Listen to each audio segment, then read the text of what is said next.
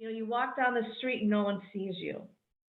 And I've dealt with that invisibleness feeling too, but I would love to get your insight on that, especially for a mature woman who might feel that very strongly, like, wow, no one sees, like we talked about our voice earlier, but that invisibleness is to me, a different dynamic. Would you like to share on that? Yeah, sure. Yeah, and I've definitely reached a point where I've experienced my first ageism and, people writing you off like for one reason or another. I've turned that into I've been able to, what's the word I'm looking for? Reframe that as freedom. Because when when you have people looking at you, you also have people judging you, right? So if people aren't spending as much attention on you, I find it actually freeing, because now you're not going to be looking. So let me go do whatever I want to do. And I find that I enter a room actually more comfortable and go find who I want to talk to or engage with people in a way that I feel even less judgment of myself. I'm more free. I'm like, I don't care what you think about me. If you can see, everyone, I have a nose ring. I have one of the round ones. I know, I've seen that. Right. Now this is an interesting story. If quickly, it has something to do with all this. My son had a girlfriend who had she had a ring like this, and I wanted one, but I was like, I'm not gonna be able to get away with it. It's not good for work because I do corporate stuff sometimes.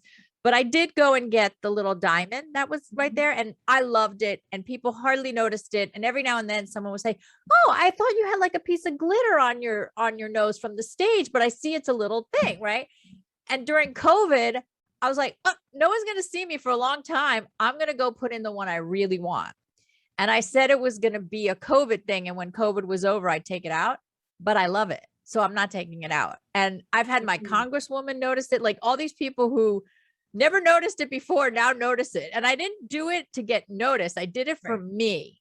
Yeah. But the freedom from doing it for me, now when people notice it, like, I don't care what they think. I swear it's like, shocked or can't believe it or whatever. And for me, it's like there's the freedom of nobody's looking. That's what I'm saying. Yeah. Like, you get the freedom to be yourself. You probably will think less about what people think about you. And it's not that there's not opportunity because you're not being looked at. You just have to go after opportunities in a different way.